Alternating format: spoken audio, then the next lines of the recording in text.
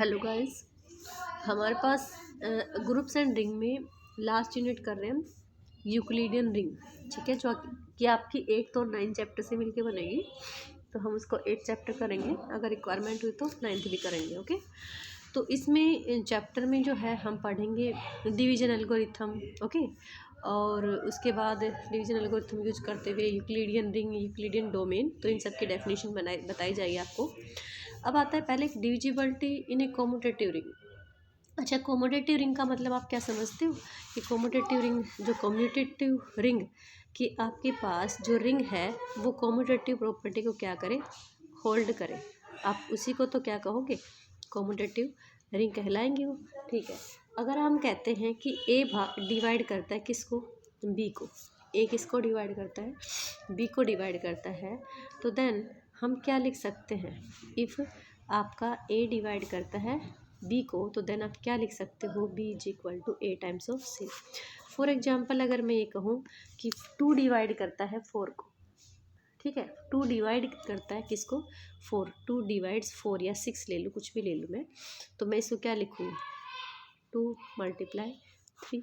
Okay, ऐसे अगर आपका ए डिवाइड करता है बी को एंड ए डिवाइड करता है सी को, तो देन हम कह सकते हैं कि ए डिवाइड करेगा बी प्लस सी को भी, और एंड ए डिवाइड करेगा बी माइनस सी को भी। अगर ए डिवाइड करता है बी को, ठीक है, तो आपके पास आप कह सकते हो ए डिवाइड करेगा मल्टीपल ऑफ इसका भी, एंड ए डिवाइड करेगा मल्टीपल ऑफ दिस, इसका भी हमारा करेगा।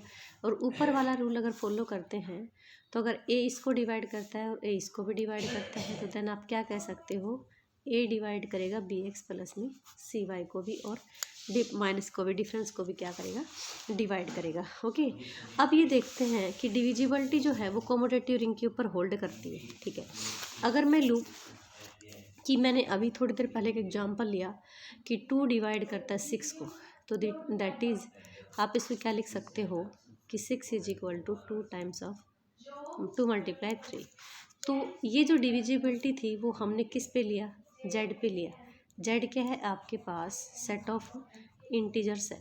ओके, अगर मैं यही चीज़ लूँ सेट ऑफ किसके ऊपर, क्या रैशनल नंबर के सेट के ऊपर लूँ, और मैं ये लूँ कि क्या 2 डिवाइड करता है किसको, 7 को, अगर मैं इसी पे लेती हूँ क्या 2 डिवाइड करता है 7 को, तो this implies that 7 is equal to 2 × क्या आपके पास आ सकता है कोई, ऐसा नहीं आ सकता।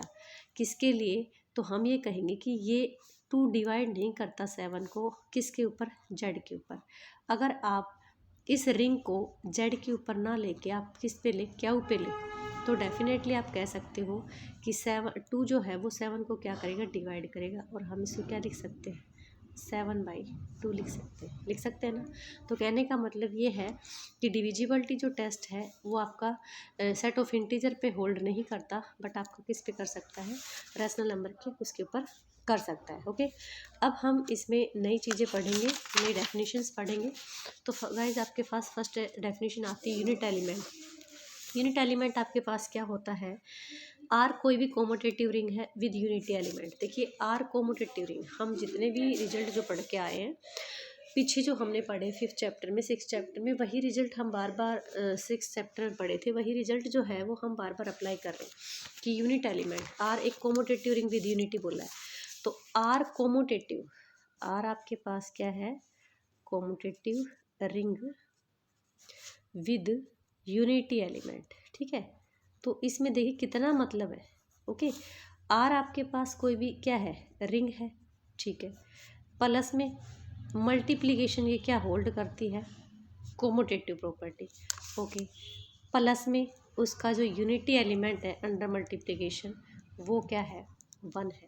ठीक है, तो ये क्या कहलाई आपके पास, मतलब फील्ड से अभी एक स्टेप कम रह गया इसका, क्योंकि फील्ड में आप क्या लेते हो, इन्वर्स लेते हो, मल्टीप्लिकेटिव, लेकिन कह रहा है कि अगर वो सारी चीज़ों को होल्ड कर दे मल्टीप्लिकेटिव इन्वर्स को छोड़ के, तो आप उसको क्या कह सकते हो, R commutative ring with unity element. तो देखिए ये डेफिनेशन दे रहा है कि आर आपके पास कोमोटेटिव रिंग है with unity element 1 and element A लिए किसका, आर का। तो देखिए यूनिट एलिमेंट को डिफाइन कर रहे हैं, ए हमने कोई उसका एलिमेंट लिया और हम उसको यूनिट कहेंगे किसकी, आर का। ए हमने कोई भी आर का कोई एलिमेंट लिया है उसको यूनिट कहेंगे। कब कहेंगे? इफ़ ए डिवाइड्स किसको? 1 को। इफ़ ए किसको डिवाइड करता है? 1 को डिवाइड करता है। तो देयर एग्जिस्ट एक एलिमेंट मिलेगा बी सच दैट, क्या लिख सकते हो? A B equals to 1। अभी अभी हमने पढ़ा कि ए डिवाइड करता है बी, तो हमारे पास एक इंटीजर मिलेगा और हम क्या लिख सकते हैं? बी इज इक्वल टू ए सी लिख सकते हैं। यहाँ पे कहा कि ए एलिमेंट है जो आपका इससे आता है, commutative ring with unity element. Okay, और हम इस ए को क्या कहेंगे? यूनिट एलिमेंट कहेंगे। किसका? आर का। कब कहें? जब आपका ए किसको भाग करता है? 1 को भाग करता है। दैट इज़, आप इसको क्या लिख सकते हो? 1 इज इक्वल टू, कोई इंटीजर एग्जिस्ट करेगा बी सच दैट हम क्या लिख सकते हैं? ए इज इक्वल टू बी। ठीक है, तो अगर कोई एलिमेंट उठा रहे हो और हम उन दोनों के प्रोडक्ट को किसके बराबर लिख रहे हो? 1 के, तो हम कह सकते हैं कि ए जो है वो हमारे पास इसका क्या होगा? यूनिट होगा। किसका? आर का यूनिट होगा। ठीक है, तो 10 units of R those element of R which have multiplicative inverse. और हम आर के उन सभी एलिमेंट्स को यूनिट बोल सकते हैं जो अपना मल्टीप्लिकेटिव इनवर्स रखते हैं। ठीक है, मल्टीप्लिकेटिव इनवर्स रखते हैं। जैसे 2 कोई हमने एलिमेंट लिया तो उस 2 का मल्टीप्लिकेटिव इनवर्स क्या है? 1/2 इज इक्वल टू क्या आ रहा है? 1 आ रहा है। तो इसके हिसाब से 1 इंटू में ए इंटू में बी इक्वल्स टू 1 है, तो ए की जो यूनिट थी, ए को यूनिट कहोगे आर की। कब? जब ए और बी का प्रोडक्ट क्या है? 1 के बराबर। तो मैं 2 को यूनिट कह सकती हूँ आर की जब इसका इसके साथ जो प्रोडक्ट है 1 आए। ठीक है, तो ये भी हमारे पास क्या है? यूनिट। तो इसके कहने का मतलब ये है कि कम्यूटेटिव रिंग आर में विद यूनिटी एलिमेंट जो है, अगर कोई भी एलिमेंट अपना मल्टीप्लिकेटिव इनवर्स एग्जिस्ट करता है तो देन आप क्या कह सकते हो कि वो उसका यूनिट एलिमेंट है। ठीक है, मोर देन 1 यूनिट हो सकती है उसकी, और यूनिटी एलिमेंट ऑफ ए, देखो यूनिट एलिमेंट जो है, यूनिट्स आपके पास more than 1 units of a ring हो सकती है, लेकिन unity element of a ring is क्या होगा? यूनिक। यूनिटी एलिमेंट, ठीक है ना, मल्टीप्लिकेट यूनिटी एलिमेंट और एक होता है यूनिट। ये देखो, यूनिट एलिमेंट और एक यूनिटी एलिमेंट, तो आप इनमें कंफ्यूज मत होइए। अभी अभी हमने क्या पढ़ा कि कोई भी एलिमेंट अगर इस टाइप से लिख सकते हो तो उसका यूनिट एलिमेंट कहलाता है। तो 2 जो है, क्या आप 2 को यूनिट ले सकते हो? नहीं ले सकते हो। 3 को ये लिख सकते हो तो 3। तो हमने अभी बात की कि सारे ऐसे जो एलिमेंट जो अपना मल्टीप्लिकेटिव इनवर्स क्या करते हो? एग्जिस्ट करते हो, आप उनको क्या कह सकते हो कि वो क्या कहलाएंगे? उसकी यूनिट एलिमेंट कहलाएंगे। राइट, मैंने इस टाइप से लिखती है, सारे अपने क्या कहलाएंगे? Unit element. लेकिन एक जो कम्यूटेटिव रिंग है वो ऑलवेज अपना यूनिटी एलिमेंट जो है वो सिंगली एग्जिस्ट कराएगी। और वो कौन सा होता है यूनिटी एलिमेंट? जो आप निकाल unity element 1 multiply A is equal to A multiply 1 is equal to A. ठीक है ना, तो यहाँ पे ये जो है, ये एलिमेंट, ये 1, ये आपका यूनिटी एलिमेंट है, और 2 जो है वो यूनिट एलिमेंट। समझ में आई बात? कि ये आप इन दोनों को कंफ्यूज नहीं हो सकते कि हमारे पास आर में यूनिट जो एलिमेंट है ना वो बहुत सारे हो सकते हैं, लेकिन यूनिटी एलिमेंट क्या होगा? सिर्फ यूनिक होगा वो चीज़। ओके, तो आगे डेफिनेशन पढ़िए। ठीक है, अब देखिए इसने इसका एक्सप्लेनेशन भी दिया है। In fact unity element is also one of the unit. Unity element है वो आपके यूनिट्स में से कोई एक हो सकता है, लेकिन ऑलवेज होगा क्या? सिंगल होगा। Since every non zero element of a field has a multiplicative inverse, तो therefore every non zero element is of a field is a unit. Okay, कि अगर फील्ड की बात करें तो प्रत्येक नॉन जीरो जो एलिमेंट है वो अपना अगर मल्टीप्लिकेटिव इनवर्स एग्जिस्ट करता है तो उस एलिमेंट को हम क्या कह सकते हैं? यूनिट ऑफ फील्ड कह सकते हैं। ओके, अब कह रहा है कि अगर आपके पास ए यूनिट का काम करता है कम्यूटेटिव रिंग आर के लिए, ठीक है, A is a unit of commutative ring R with unity element. ठीक है, तो देन ए का inverse is also a unit in R. तो हमें ये दिखाना, अगर ए यूनिट है तो ए का इन्वर्स भी क्या बने? यूनिट एलिमेंट बने। ठीक है, लेट इफ ए आपके पास यूनिट है तो बाय डेफिनेशन क्या लिख सकते हो? हमारे पास कोई दूसरा मेंबर चाहिएगा किससे? आर से, और हम दोनों का प्रोडक्ट क्या कह सकते हो? 1। अगर ये आपका यूनिट है तो इन्वर्स भी एग्जिस्ट कराएगा। ठीक है, नॉन जीरो है तो डेफिनेटली अपने इन्वर्स एग्जिस्ट कराएगा। तो हमने क्या कर दिया? दोनों को बी ए इन्वर्स से मल्टीप्लाई कर दिया, तो बी इज इक्वल टू क्या लिख दिया? ए का इन्वर्स लिख दिया। ओके, आप ए बी इक्वल्स टू 1 लिख सकते हो, बी ए इक्वल्स टू क्या लिख सकते हो, 1 लिख सकते हो। कॉम्यूटेटिव रिंग है ना आपकी, तो हमने बी की जो वैल्यू थी वो डाल दी, ए का inverse is equal to B. जब आप ए बी इक्वल्स टू 1 पढ़ते हो तो ए को यूनिट बोलते हो। अगर मैं ए इन्वर्स इंटू में ए पढ़ूँ इज इक्वल टू 1, तो ए इन्वर्स को यूनिट नहीं बोल सकती क्या, क्योंकि इसका भी तो किसी दूसरे एलिमेंट के साथ प्रोडक्ट क्या आ रहा है, 1 आ रहा है। जब ए आर ने आर का कोई एलिमेंट उठाया, उसका किसी दूसरे एलिमेंट के साथ प्रोडक्ट 1 आता है, तो आपका ए है वो यूनिट एलिमेंट बन जाता है। तो क्या मैं इस केस में ए इन्वर्स को यूनिट एलिमेंट नहीं कह सकती, कह सकती हूँ। तो हम क्या कह सकते हैं, इस थ्योरम का जो हमारा कंक्लूजन क्या निकला है कि अगर ए कोई यूनिट एलिमेंट का काम करता है तो देन हम कह सकते हैं कि ए इन्वर्स भी क्या होगा, यूनिट एलिमेंट। ठीक है, अब आपके पास प्रोडक्ट ऑफ 2 यूनिट्स की 2 यूनिट है और उनका प्रोडक्ट भी वापस आपके पास क्या मिले कि यूनिट वाले। तो ए और बी आपने कोई 2 यूनिट ले ली, कॉम्यूटेटिव रिंग किसकी, आर की, विद यूनिटी एलिमेंट 1। ठीक है, बाय डेफिनेशन कि आपके पास 2 और मेंबर मिलेंगे आर के, और आप क्या ले सकते हो कि भाई ए भी आपके पास यूनिट है और बी भी यूनिट है, तो A C is equal to 1 और B D is equal to भी 1 हो जाएगा। ओके, अगर मैं इन दोनों को मल्टीप्लाई कर दूँ तो कोई फ़र्क पड़ेगा, नहीं पड़ेगा। तो ए सी बी डी, अब मैंने क्या कर लिया, यहाँ से इस ब्रैकेट से सी छुड़ा दिया और इसका बी और सी बी रख दिया। ओके, अब देखिए ए बी, आर हमारा कॉम्यूटेटिव था, तो सी बी को क्या लिख सकते हो, बी सी लिख सकते हो, और ए बी इंटू में सी डी।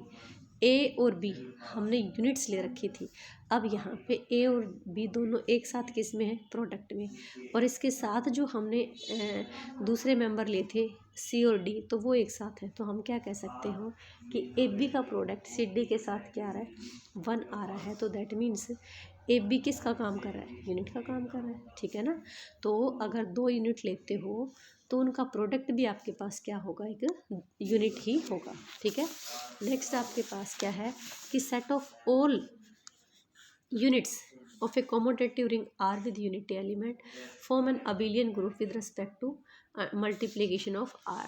कि आपके पास आर कोई भी कॉम्यूटेटिव रिंग है विद यूनिटी एलिमेंट, ठीक है, और उसमें जो है ना मतलब जितने भी यूनिट बन रहे थे, यूनिट एलिमेंट थे, और उन सभी यूनिट्स का सेट, उन सभी यूनिट्स का क्या सेट को आपको क्या दिखाना है, अबिलियन ग्रुप दिखाना है अंडर किसके, मल्टीप्लिकेशन। तो अबिलियन ग्रुप दिखाने के लिए कौन कौन सी कंडीशन होल्ड करते हो, अबिलियन ग्रुप दिखाने के लिए हमें क्लोज्ड कंडीशन होल्ड करानी पड़ती है, एसोसिएटिव करनी पड़ती है, और कॉम्यूटेटिव करनी पड़ती है। कॉम्यूटेटिव की तो कोई बात नहीं है आपके पास, क्योंकि ये, लेकिन अबिलियन बोलना है नहीं इसने, तो अबिलियन में तो कॉम्यूटेटिव कराते ही है।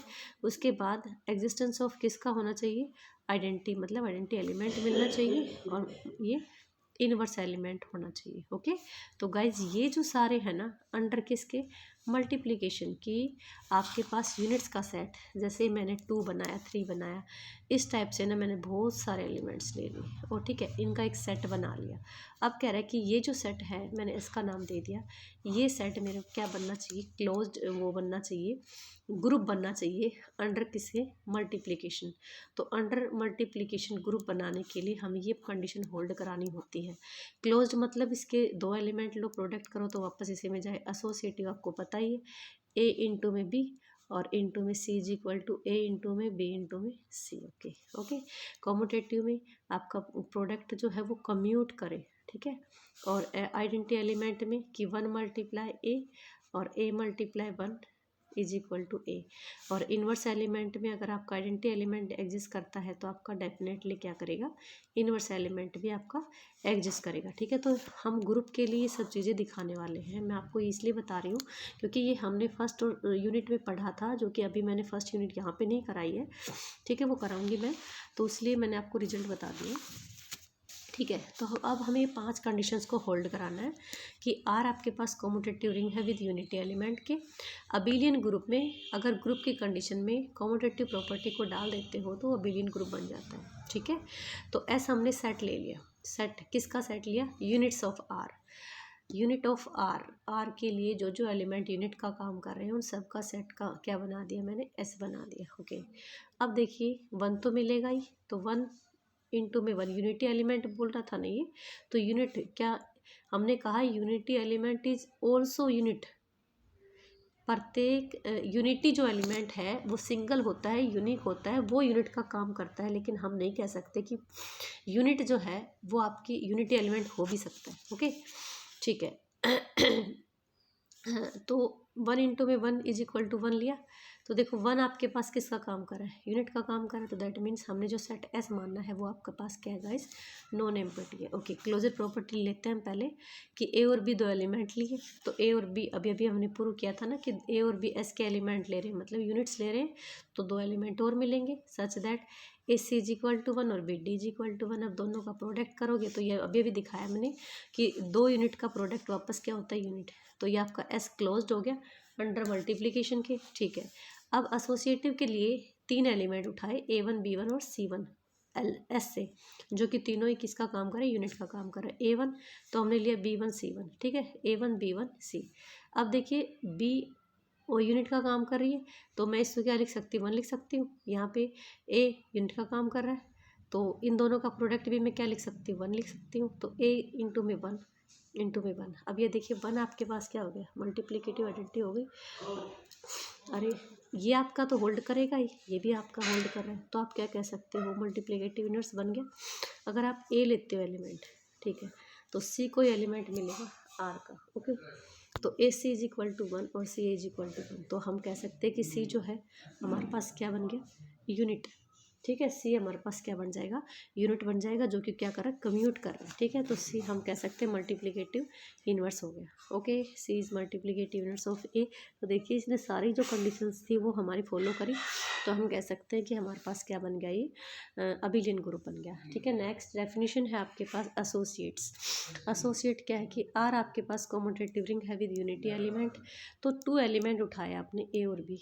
ए और बी को क्या कह सकते हो, एसोसिएट कह सकते हो, इस किसका, आर का। अगर आप क्या लिखो, A is equal to U times of B, A एक एसोसिएट है बी का। अगर आप लिख सकते हो A is equal to U B, ठीक है, मतलब यहाँ पे ये जो है वो आपके पास क्या है, एक यूनिट है। अगर आप कह सकते हो कि बी एसोसिएट है किसका, ए का, तो दैट मीन्स आप क्या लिख सकते हो, B is equal to V times of A, और ये आपके पास किसका काम करेगा, यूनिट का काम करेगा। ओके, तो एसोसिएट का मतलब आप ये लेते हो। ठीक है, अब देखिए इससे कन्फ्यूज मत होइए कि हमने इस चीज़ को कहाँ लिखा था, कि हमने लिखा कि ए डिवाइड करता है बी को, तो देन हम लिखा B is equal to A times of C लिखा। यहाँ पे हमारे पास कोई बाउंडेशन नहीं थी कि कौन क्या है। ठीक है ना, कि जैसे मैंने 6 को लिखा 2 × 3, क्योंकि मेरा 2 डिवाइड करा था किसको, 6 का। लेकिन एसोसिएट के लिए हमें हर पास एक कंपनसेशन है कि यहाँ पे ये जो है वो मस्ट भी क्या होना चाहिए, यूनिट होना चाहिए। ठीक है, लेकिन ये हमने डिवाइड वाली प्रोसेस में लिए, तो इससे आपको कंफ्यूज नहीं होना। अगर आप कंफ्यूज हो रहे हो तो यूनिट कमेंट करिए, मैं दोबारा से आपको इसको समझा दूंगी। ठीक है, तो अगर ए डिवाइड करता है बी का, तो दैट मीन्स आप क्या लिख सकते हो, B is equal to A times of C. ठीक है, ये ए भी कुछ भी हो सकता है, ए तो हमारे पास होगा ही, लेकिन सी कुछ भी हो सकता है। लेकिन इन केस अगर हम ये लेते हैं कि ए एसोसिएट है किसका, बी का, तो that means A is equal to लिखेंगे यू टाइम्स ऑफ बी या बी लिखेंगे। तो लेकिन ये जो मेंबर ले रहे हैं ये आपके पास क्या होना चाहिए, यूनिट होना चाहिए। Okay, thank you, have a nice day.